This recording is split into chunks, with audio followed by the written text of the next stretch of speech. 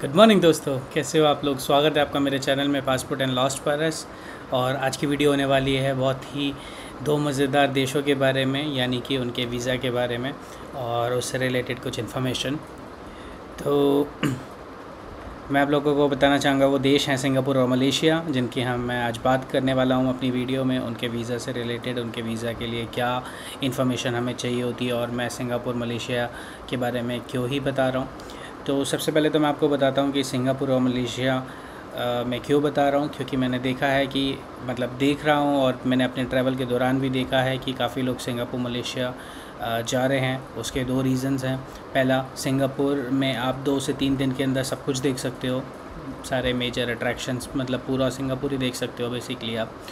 और फिर आप मलेशिया वहाँ से बाय रोड जा सकते हो। फ़्लाइट्स भी बहुत सस्ती होती हैं, लोग क्लब भी करते हैं, डिपेंड करता है आपके बजट के ऊपर और आपके टाइम के ऊपर।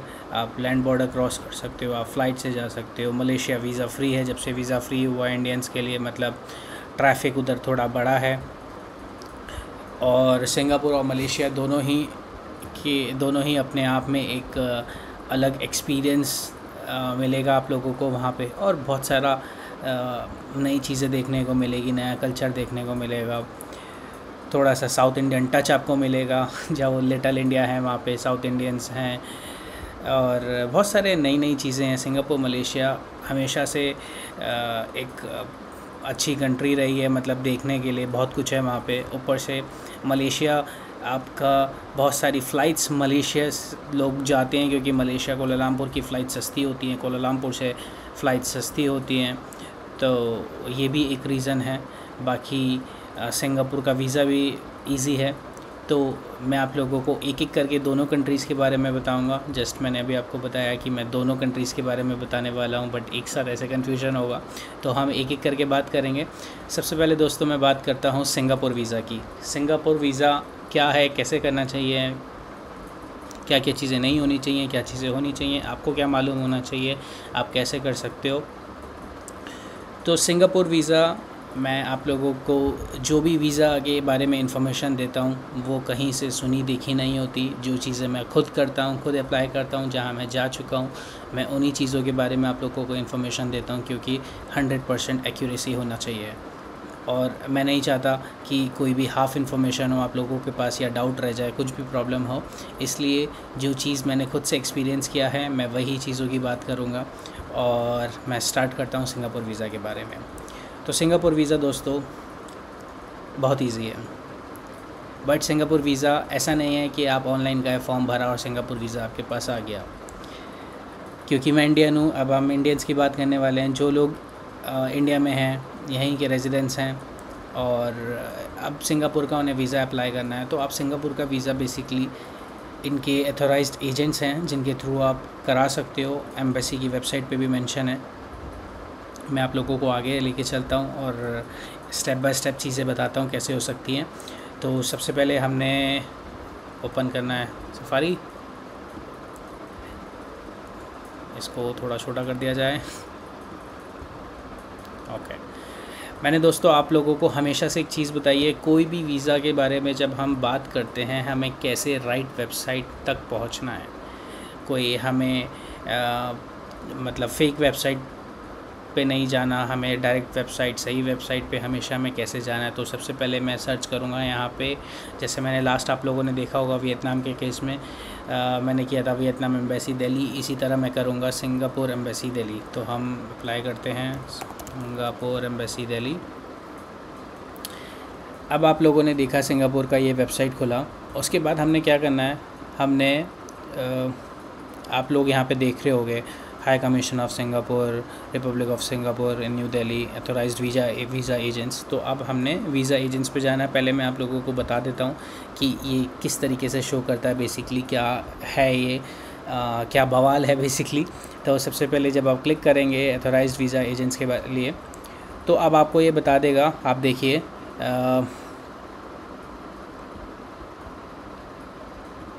Singapore High Commission's authorized visa agents are located in the following areas: Delhi, West Bengal, Rajasthan, UP, Punjab.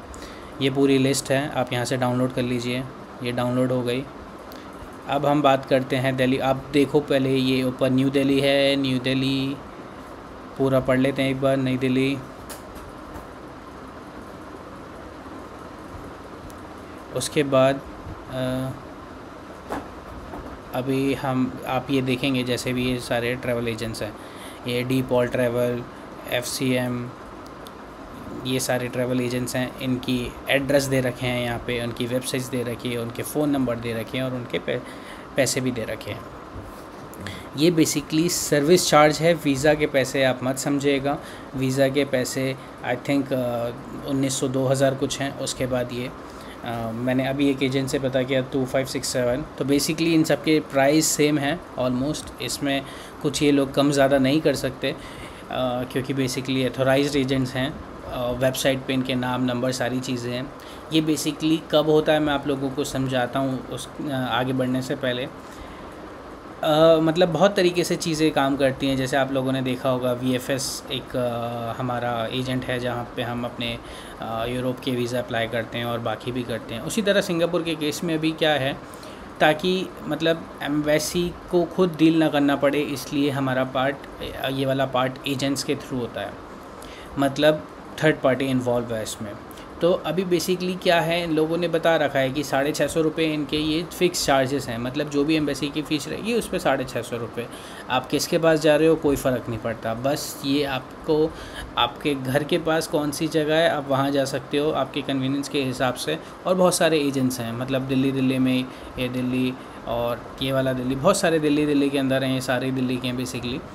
तो मैं इनमें से जो मैंने अपना वीज़ा अप्लाई किया था वो मैंने आई थिंक इससे किया था। इसमें मुझे कन्फ्यूजन है इन दोनों में से मैंने कौन से वाले से किया था। शायद इससे किया था, सावी ट्रैवल से, 12 खंबा रोड पे। बट स्टिल मैं श्योर नहीं हूँ क्योंकि मैंने अपने बहुत सारे वीज़ा अप्लाई करे हैं। तो 12 खंबा रोड, ये कनॉट प्लेस के एरिया में भी 2 हैं एजेंट्स, इसलिए मेरे को कन्फ्यूजन है थोड़ा। बट मैंने अपना 12 खंबा मतलब ये वाले ही से ही किया था, नॉट श्योर। ओके, तो हमें क्या करना है मैं आप लोगों को बताता हूँ। बेसिकली ये आपके ट्रैवल एजेंट्स हैं, नाम, नंबर, फ़ोन नंबर सब कुछ दे रखा है। अब आप इन लोगों को फ़ोन करके पूछ सकते हो कि क्या क्या वीज़ा डॉक्यूमेंट्स रिक्वायर्ड है, कब आ सकते हो। जो भी आप लोगों को कोई डाउट्स हों आप इनको डायरेक्ट फ़ोन करके पूछ सकते हो अपने सिंगापुर वीज़ा से रिलेटेड, ठीक है। उसके बाद मैं आप लोगों को बता देता हूँ, मैंने अभी रिसेंटली एक एजेंट से मंगवाया है मेरे को। वो एजेंट का अभी नहीं ये मैंने स्काईलाइन से मंगवाया है अभी इनका डॉक्यूमेंट लिस्ट। तो मैं आप लोगों को बता भी देता हूँ कि मेरे पास जो लिस्ट आई है वो है ये, आप देख सकते हैं। ये वीज़ा डॉक्यूमेंट लिस्ट है बेसिकली। तो जिसमें आप देखेंगे ये अभी मैंने लिस्ट मंगाया है, इसमें आपको लोगों को बता देता हूँ स्टार्टिंग से। Singapore tourist visa document requirement, original passport, 6 months valid date of entry. बहुत लोगों को ये कन्फ्यूजन होती है, मैं एक बात बता देता हूँ। बेसिकली ये सब कंट्रीज़ के लिए फ़ॉलो होता है कि आपका पासपोर्ट कम से कम नहीं तो 6 महीने के लिए वैलिड होना चाहिए। मतलब अगले 6 महीने में वो मतलब ऐसा नहीं हो कि आपको आज जाना है और कल आपका पासपोर्ट अगले महीने एक्सपायर हो रहा है। मतलब आप आज जा रहे हो 2 दिन के लिए, भले ही आपका पासपोर्ट की वैलिडिटी 6 महीने की है, बट आप जा 1 महीने के लिए रहे हो, स्टिल आपको बोर्डिंग करने से रोका जा सकता है। क्योंकि 6 महीने का एक ये स्टैंडर्ड प्रोसीजर चलता है कि 6 महीने आपका थोड़ा बहुत कम ज़्यादा होता है, बट मोस्टली ये 6 महीने ही हैं। आपका पासपोर्ट इतना टाइम के लिए वैलिड तो होना ही चाहिए। और वैसे पासपोर्ट के लिए आप लोगों को इतनी प्रॉब्लम भी नहीं है क्योंकि आप 1 साल के अंदर रिन्यू करा सकते हो। फॉर एग्ज़ाम्पल आपका पासपोर्ट 2000 मतलब अब से 9 महीने बाद एक्सपायर हो रहा है, फॉर एग्ज़ाम्पल 10 महीने बाद एक्सपायर हो रहा है, 11 महीने बाद एक्सपायर हो रहा है, तो आप रिन्यू करा सकते हो।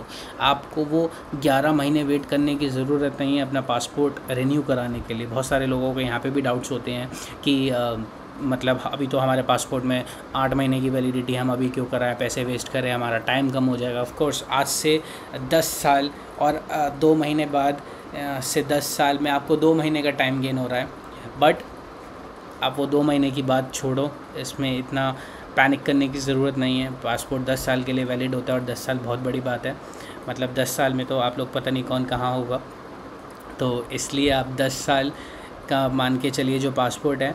और दूसरा आपका जो वैलिडिटी है वो 6 महीने के लिए तो मिनिमम होनी चाहिए। मतलब आपका 6 महीने तक एक्सपायर नहीं होना चाहिए पासपोर्ट। ओके, उसके बाद photo, 35 to 45 mm white background, 80% 70% face image, mat finishing paper. तो बहुत सारे लोगों को मैं एक चीज़ बता देता हूँ, आप लापरवाही करते हैं फ़ोटोज़ के केस में।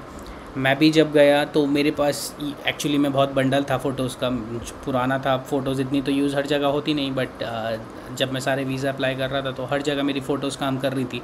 बट सिंगापुर के केस में मेरे को नई फ़ोटोज़ खिंचवानी पड़ी, जस्ट बिकॉज़ वो मैट फिनिश में मांगते हैं, क्योंकि उनकी रिक्वायरमेंट है। तो आप लोग प्लीज़ मैट के को लेके जाओ, वरना ऐसा नहीं कि आप सोचो कुछ भी ले जाऊं और मैं वो चल जाएगा, ऐसा नहीं होगा। वो लोग आपको, एजेंट आपको वापस भेजेगा। मैंने भी जाके स्टूडियो में से कराया था, अपना मैट फिनिश में कराया था। वैसे तो हर एजेंट्स के पास ये लोग दुकान खोल ही लेते हैं, कुछ ना कुछ मिल ही जाएगा। और जब मतलब फ़ोटोकॉपी वाले या फ़ोटो स्टूडियो वालों को मालूम पड़ता है कि भैया आजू बाजू में ये सिंगापुर का मतलब जो भी वीज़ा रिक्वायरमेंट चीज़ें होती हैं फ़ोटोज़ की होती हैं, तो उसके हिसाब से आपको चार्ज भी करने लगते हैं। और बट ऑफ कोर्स थोड़ा सा महंगा भी वो रहता है एक नॉर्मल स्टूडियो के हिसाब से। तो आप पहले से ही ये फ़ोटोज़ रेडी करके लेके जाओ। उसके बाद वीज़ा फॉर्म 14 है, वो आप गूगल पे सर्च करना, वीज़ा फॉर्म 14 है। मैं आप लोगों को दिखा भी देता हूँ सिंपल। वीज़ा फॉर्म 14 ए, ये आ गया आपका सिंगापुर 14A फॉर्म। सिंपल सा फॉर्म है, इसमें कुछ इतना कॉम्प्लिकेटेड नहीं है आपको सोचना पड़े। एक मोटा मोटा हम इसमें पढ़ लेते हैं। Application for entry visa, name, date of birth, status, nationality, place of birth, nationality, travel document, travel document number जो आपका पासपोर्ट नंबर है, document date, place of issue. ये वाला पार्ट आप लोगों को नहीं करना है, for Chinese nationals only. Place of origin, residence, address, email वाला पार्ट आपकी contact details, occupation, type of visa, आपको कौन सा वीज़ा चाहिए, single entry, double entry, purpose of visit क्या है आपका, डिटेल ऑफ पर्पस, आप कितना टाइम सिंगापुर में रहना चाहते हो। अब आप लोगों को मैं एक चीज़ और इम्पॉर्टेंट बताता हूँ सिंगापुर वीज़ा में, जो कॉम्प्लिकेटेड है थोड़ी सी उन लोगों के लिए जो अपनी कंट्री छोड़ के जा रहे हैं किसी दूसरी कंट्री में, और वहाँ से उन्हें सिंगापुर ट्रैवल करना है। अब क्योंकि उनको सिंगापुर का वीज़ा इस तरह अप्लाई होता है कि आप 30 दिन के अंदर कर सकते हो। ये एक पॉइंट है कि आप सिंगापुर का वीज़ा 30 डेज़ के अंदर कर सकते हो, उससे ज़्यादा नहीं। जैसे आपने देखा होगा कि कोई दूसरी कंट्री आप जा रहे हो तो कहीं कभी जैसे आप 2-3 महीने पहले भी कर सकते हो, बट नहीं, सिंगापुर के केस में आपको 30 दिन के अंदर मतलब अगर आप ट्रैवल कर रहे हो जब भी आप अप्लाई कर सकते हो। मैंने सिंगापुर का वीज़ा अप्लाई किया, मैं जबकि 2 महीने बाद जा रहा था, तो मैं आप लोगों को बताऊंगा वो आप कैसे कर सकते हो बेसिकली। और if your intended stay in Singapore is more than 30 days, please state the reason for your intended length of stay and duration. अगर आप 30 दिन से ज़्यादा जा रहे हो तो आपको रीज़न बताना है। एड्रेस इन सिंगापुर, जैसे मैंने आप लोगों को बता रखा है, booking.com से जाके फिल कर सकते हो। उसके बाद street name, building name, did you reside in any other country, simple. अगर आप कहीं रेजिडेंट नहीं हो तो आपको फिल नहीं करना है।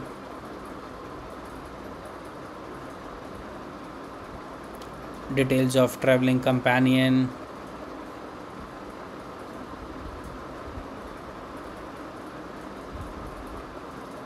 डिटेल्स ऑफ लोकल कॉन्टैक्ट और कंपनी और होटल इन सिंगापुर। आप जो अपना होटल वगैरह लोगे आप उधर डाल सकते हो, नाम और address, name of local contact, hotel company,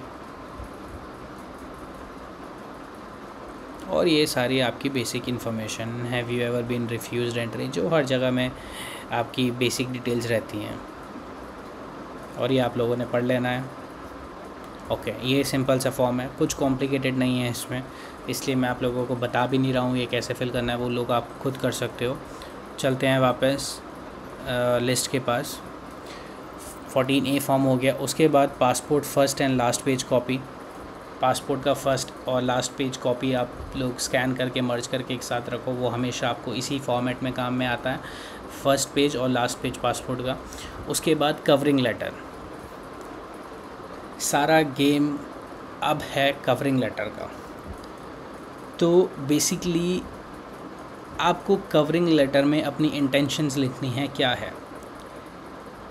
अगर आपको मैं बेसिकली बताता हूँ, ये आप इसमें अपनी क्या बातें रख सकते हो। फॉर एग्ज़ाम्पल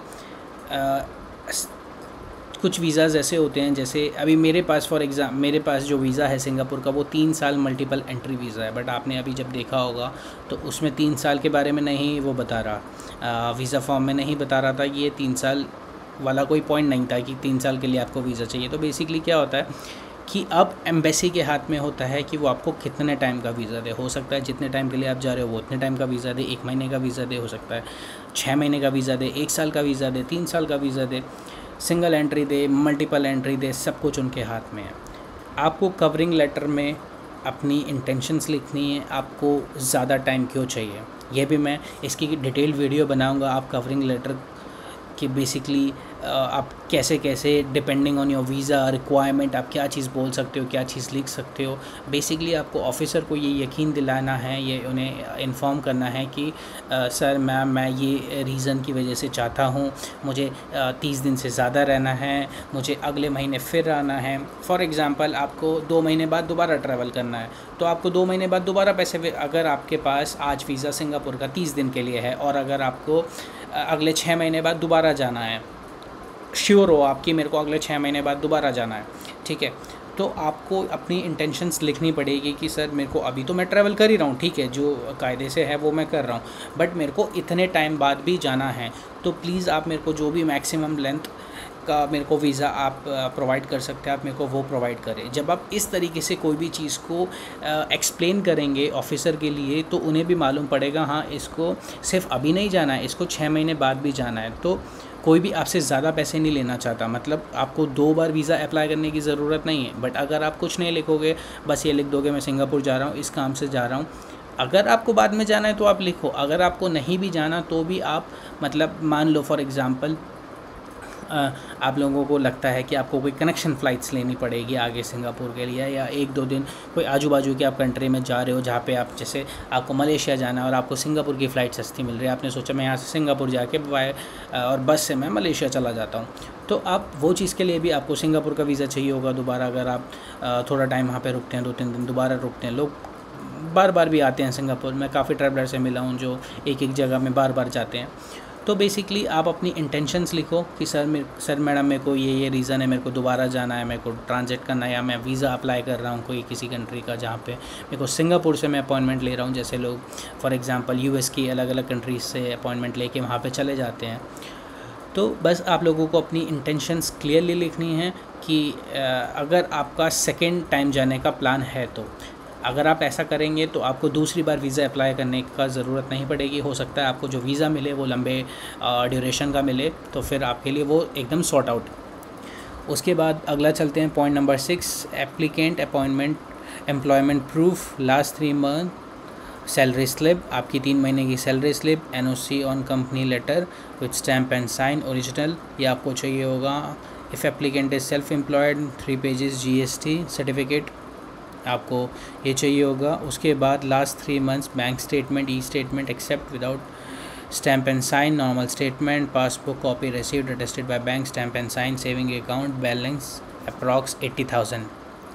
तो ये आपकी रिक्वायरमेंट्स है। आपके पास एज़ पर दिस एजेंट आपके पास 80,000 होना चाहिए, ठीक है, और ये आपकी रिक्वायरमेंट्स हैं जो होनी चाहिए सिंगापुर वीज़ा अप्लाई करने के लिए।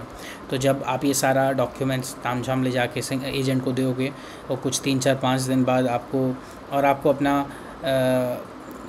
पासपोर्ट उधर देना पड़ेगा। उसके बाद पासपोर्ट के बाद आप 6 महीने बाद कुछ दिन बाद आप वापस जाके ले सकते हो। तो अभी हम चलते हैं वापस एम्बेसी की वेबसाइट पे और थोड़ी सी आगे की इन्फॉर्मेशन पढ़ते हैं। आप लोगों को अभी वीज़ा का पार्ट क्लियर हो गया, अब हम पढ़ेंगे वीज़ा इन्फॉर्मेशन के बारे में थोड़ा सा। आप जैसे देख सकते हो यहाँ पे लिखा भी है, visa and entry requirement for foreigners,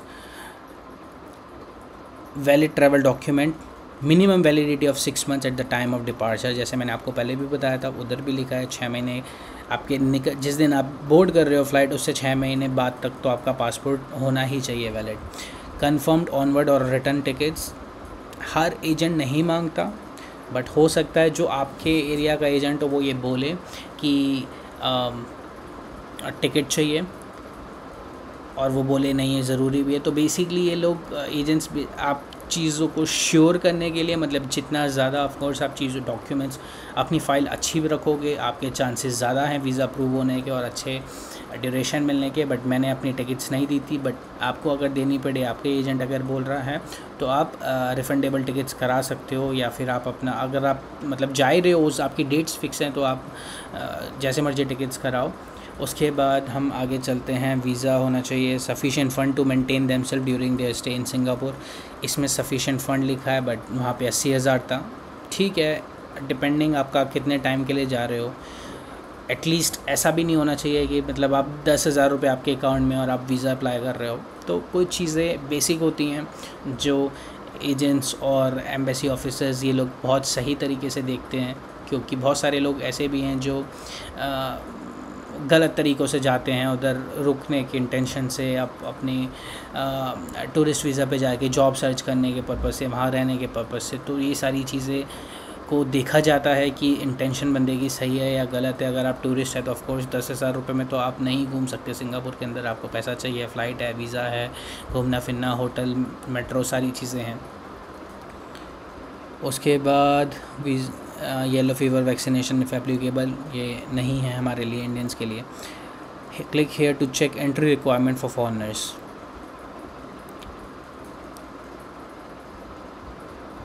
इसमें बेसिकली कुछ नहीं है, अब बेसिक इन्फॉर्मेशंस हैं,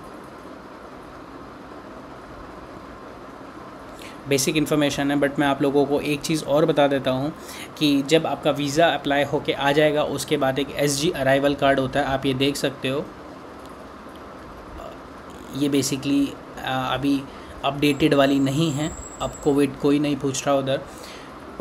जो SG अराइवल कार्ड होता है वो जब आप मतलब जा रहे हो, बेसिकली आप उसको 2-3 दिन पहले आप फिल करके दे सकते हो, और वो आपका एज एक अराइवल कार्ड रहता है, वो आप फिल कर सकते हो अपने वीज़ा आने के बाद, अपने जाने से 2-3 दिन पहले।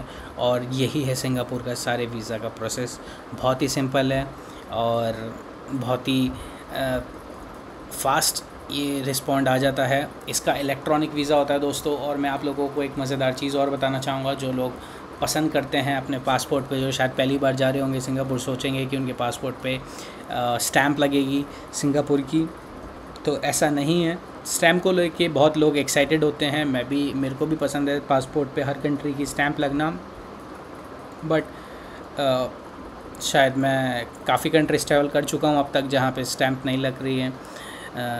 सिंगापुर में स्टैम्प नहीं लग रही, ऑस्ट्रेलिया में स्टैम्प नहीं लग रही, अल्बानिया में स्टैम्प नहीं लग रही। मैं दुबई में रेजिडेंट हूँ तो मेरे को स्मार्ट गेट से मैं एंट्री एग्ज़िट कर सकता हूँ। तो आप लोग स्टैम्प नहीं है बेसिकली पास। मैं आप लोगों को बताता हूँ, जैसे ही आप एयरपोर्ट पे पहुँचेंगे वहाँ पे जो मशीन्स हैं, मतलब कुछ नेशनलिटीज़ हैं जिसमें से इंडिया भी है। हम दूसरी जब साइट से जाते हैं, आप मशीन पे अपना पासपोर्ट स्कैन करोगे और फिर एकदम मतलब आपका पासपोर्ट नंबर जैसे ही मशीन रीड करेगा वो आपको एंट्री अलाउ करेगा, मतलब गेट्स ओपन हो जाएंगे, आप चले जाओगे। सेम प्रोसेस है, जब आप वापस आओगे चाहे आप एंट्री करो या आप एग्ज़िट करो, स्टैम्प नहीं लगेगी, बट स्टिल आप उधर पूछ सकते हो, क्योंकि कुछ केसेस में ऐसा होता है कि वो लोग आपको स्टैम्प दे भी देते हैं। फॉर एग्जांपल ऑस्ट्रेलिया में मैं फ्रेंड के साथ ट्रैवल कर रहा था और उसने जब ट्रैवल किया उसने बोला कि मैम मेरे को स्टैम्प चाहिए, तो उसको स्टैम्प मिला था।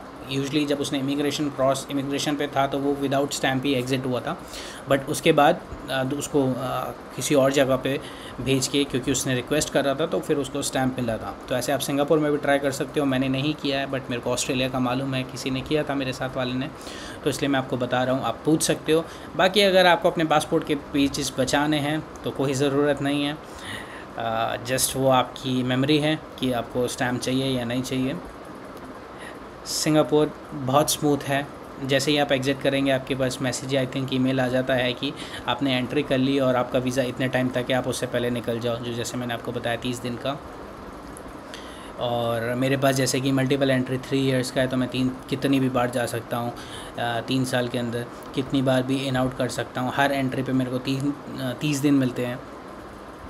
तो जब आप अपने कोई फ़िक्स नहीं है बेसिकली, जब आप अपना कवर लेटर लिखेंगे, आप उसमें अपनी इंटेंशंस लिखेंगे और उसमें बोलिए कि उसमें बताएं कि मेरे को ये रिक्वायरमेंट है, मेरे को दोबारा जाना पड़ेगा, या मैं सिंगापुर से मलेशिया जाके सिंगापुर वापस आऊँगा। कभी कभी लोग क्या करते हैं कि फॉर एग्ज़ाम्पल सिंगापुर और मलेशिया लोग क्लब करते हैं मोस्टली, क्योंकि सिंगापुर से मलेशिया मतलब 4 घंटे, आप 3.5-4 घंटे बस से जा सकते हो।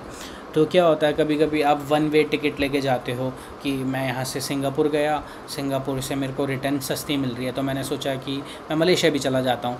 बट मलेशिया तो आप चले गए, बट मलेशिया से सिंगापुर आने के लिए आपको दोबारा वीज़ा चाहिए, जो डबल एंट्री में काउंट होता है। एक बार आपने कोई भी कंट्री को छोड़ा तो मतलब फॉर एग्ज़ाम्पल आपके पास सिंगल एंट्री वीज़ा है, एक बार जैसे ही आप वो कंट्री से एग्ज़िट किया आपने, तो उसके बाद वापस आने के लिए आपको चाहिए होगा एक और वीज़ा। या तो आपके पास फ्रेश वीज़ा होना चाहिए, डबल एंट्री वीज़ा होना चाहिए, आपके पास मल्टीपल एंट्री वीज़ा होना चाहिए।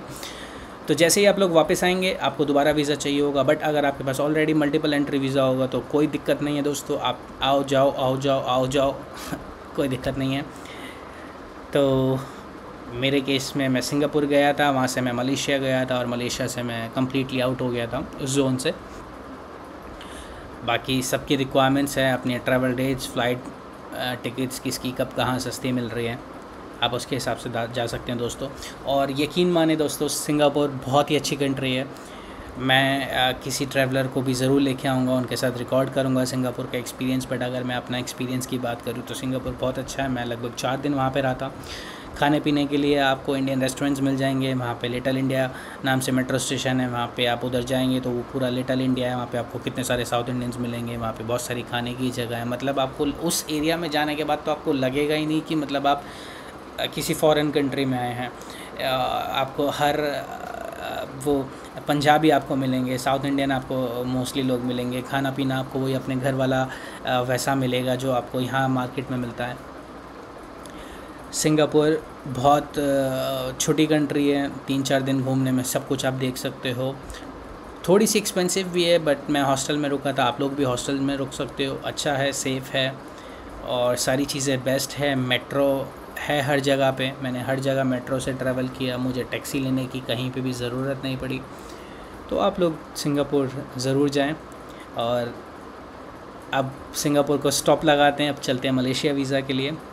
मलेशिया वीज़ा बिल्कुल फ्री है इंडियंस के लिए।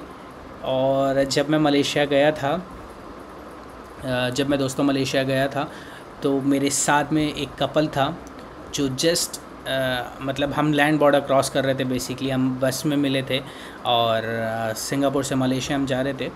वो लोग वीज़ा लेके आए थे बेसिकली, वो पे करके बेसिकली उन्होंने एकदम ये रिक्वायरमेंट जो बेसिकली अभी नोटिस आया था, ये एकदम चेंज हुआ था। मेरे को भी याद है, मुझे मलेशिया किसी काम से जाना था, बट मैं अवॉइड कर रहा था मलेशिया, क्योंकि मेरे को रिस्क नहीं लेना था वीज़ा भरने का, फॉर्म भरने का। ऑनलाइन था पूरा, सारे आप डॉक्यूमेंट्स करो, टिकट्स अब भी आप उसमें अपनी पहले टिकट्स करो, फिर टिकट्स भी शो करो, अपलोड करो, ये वो करो, उसके बाद टिकट वीज़ा आएगा। तो मैंने उस चक्कर में अवॉइड किया फॉर सम रीज़न। मैंडेटरी नहीं था, होता तो मैं जाता ही, बट मैंने सोचा ठीक है, अगर जा सकते हैं तो मैं जाऊँगा, वरना अवॉइड हो सकता है तो कुछ इतना ज़रूरी भी नहीं है।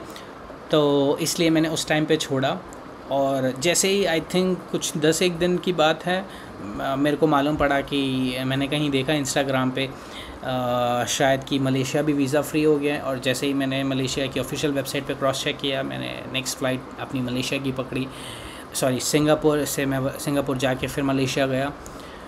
तो इतना स्मूथ, मतलब कोई सवाल नहीं, कोई जवाब नहीं। होपफुली ऐसी चीज़ें और भी कंट्रीज़ में धीरे धीरे होंगी इंडियंस के लिए। मैंने सिर्फ अपना पासपोर्ट दिया, ना कुछ पूछा गया, ना कुछ बताया गया।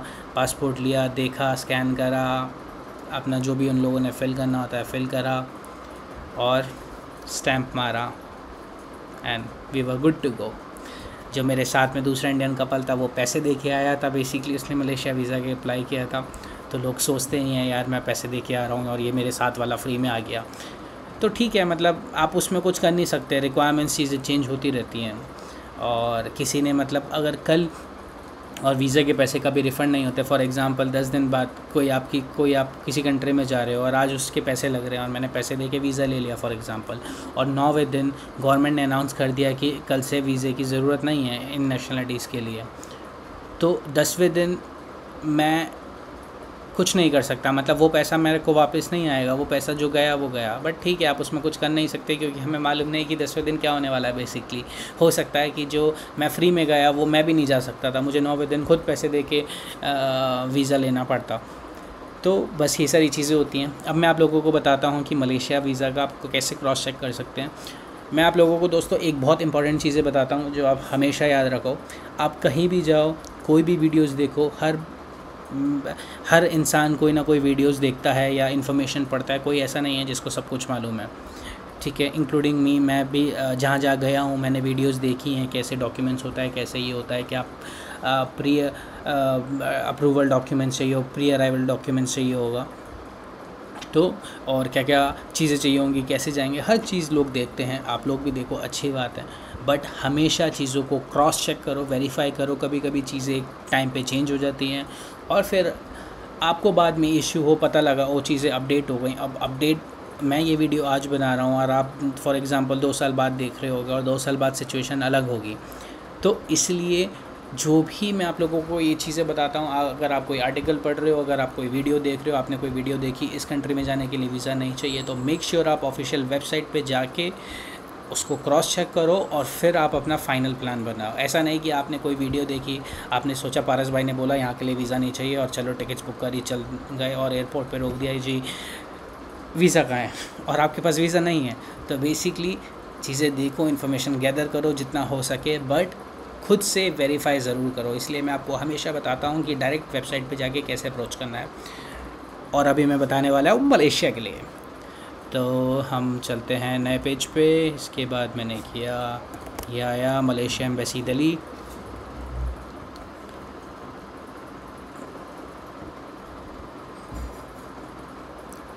हम आ गए Malaysian website, high commission of Malaysia new Delhi, high commission. इस पे हम जाएंगे आर सर्विसेज में। मोस्टली जितना भी आपका वीज़ा का पार्ट, ये सब काउंसलर सर्विसेज, वीज़ा रिक्वायरमेंट ऐसे रहता है। तो इसमें गए काउंसलर सर्विस, इसमें हम गए वीज़ा रिक्वायरमेंट में। अब आप देखेंगे visa requirement for Malaysian for foreigners, इन दोनों के मैं मतलब भी आपको बता देता हूँ। तो बेसिकली आपको इधर मलेशिया का तो दिख ही रहा होगा। For Malaysians, visa is required for Malaysians to travel to India, मतलब मलेशियंस को वीज़ा चाहिए यहाँ आने के लिए। तो ये बेसिकली ये जो दो चीज़ें हैं, दो नेशनलिटीज़ मतलब मलेशियन और फॉरनर्स को अलग अलग दिखा रहा है। इसका रीज़न ये है कि मलेशियंस के लिए, यानी कि उनके अपने नेशनल्स के लिए ये पॉइंट से जाना है और बाकी सब के लिए इससे जाना है। तो हम, क्योंकि हम फॉरनर हैं, हम इस पर क्लिक करेंगे। अब मैं आपको ले चलता हूँ सीधा वीज़ा वेवर पे। जो वीज़ा वेवर हुआ है 1 जनवरी, visa waiver for Indian nationals as of 1 January 2024। मैं आप लोगों को पढ़ के बताता हूँ। The republic of Indian passport holders travelling to Malaysia from 1 December 2023 until 31 December 2024 are eligible for visa-free entry into Malaysia, which permits a stay of up to 30 days for each entry and visit to the country। यानी कि जितनी बार आप Malaysia में घुसोगे आपको visa free मिलेगा, हर बार 30 दिन के लिए। यानी कि आप आज एंट्री करें, आप आउट हुए 30 दिन के लिए और फिर आप वापस आए 30 दिन के लिए। कुछ कंट्रीज़ में ऐसा भी होता है कि आपको इतनी एंट्रीज़ अलाउड हैं एक पर्टिकुलर टाइम पीरियड के लिए। ऐसा नहीं कि आप 1000 बार चले जाओगे, तो वो आप जैसे जैसे चीज़ों को पढ़ोगे समझोगे आपको समझ आने लगेगी। बट मोस्टली कोई इतनी बार जाता नहीं है एक टाइम फ्रेम के अंदर, बट स्टिल दिया जाता है ताकि लोग अपने टूरिस्ट वीज़ा से दूसरी चीज़ों को ना करें। यानी कि अपने मतलब दूसरे इंफॉर्मेशन लेट से अपनी कोई जॉब हो गई या कुछ दूसरे गलत काम हो गए, जा रहे हो आप, आ रहे हो, बिज़नेस कर रहे हो उधर, बट टूरिस्ट वीज़ा पे बार बार आप जा रहे हो या पढ़ाई कर रहे हो, तो वो सारी चीज़ों ना हो। हर एक वीज़ा का अपना एक मतलब होता है। हम बात कर रहे हैं टूरिस्ट वीज़ा की, तो टूरिस्ट वीज़ा होना चाहिए। तो आप लोगों ने पढ़ लिया होगा, रिपब्लिक ऑफ इंडिया ये आपको दे रहा है फ्री और आप लोग अगर ध्यान से देखोगे और आपने पढ़ भी लिया होगा, 1 दिसंबर 2023 से लेके 31 दिसंबर 2024 तक। इसका मतलब ये है कि जब आप 1 जनवरी 2025 में मलेशिया आप जा रहे हो, फॉर एग्ज़ाम्पल आज 1 जनवरी 2025 है, इसका मतलब ये नहीं कि आप फ़्लाइट्स बुक करके एयरपोर्ट चले गए सीधा फ़्लाइट पकड़ने के लिए। आप वेबसाइट पे जाएंगे, आप चेक करेंगे। मेरा समझाने का यही मतलब था। सारे लोग सिर्फ आज की बात करते हैं, लेकिन मैं एक तरीका बताता हूँ हमेशा लोगों को कि कहीं भी आप लोगों को कोई दिक्कत ना हो। तो 2024 तक आप ये है, आप 2025 में जा रहे हो तो क्रॉस चेक करो। इवन आप 2024 में भी जा रहे हो तो आप चेक करो, वेबसाइट को हमेशा स्टडी करो। नोटिस आते रहते हैं, कुछ चेंजेस होते हैं, कुछ अपडेट होते हैं, कुछ चीज़ें नहीं हैं तो इट्स ऑल ओके, बट है तो आपको वहाँ से अपडेट मिल जाएगा। तो बाकी सारी चीज़ें अलग अलग हैं, अलग अलग पॉइंट्स के हिसाब से है, तो हम उनकी बातें नहीं करेंगे। ये आप लोगों का हो गया आज का मलेशिया वीज़ा। तो आप लोगों का मलेशिया वीज़ा भी हो गया।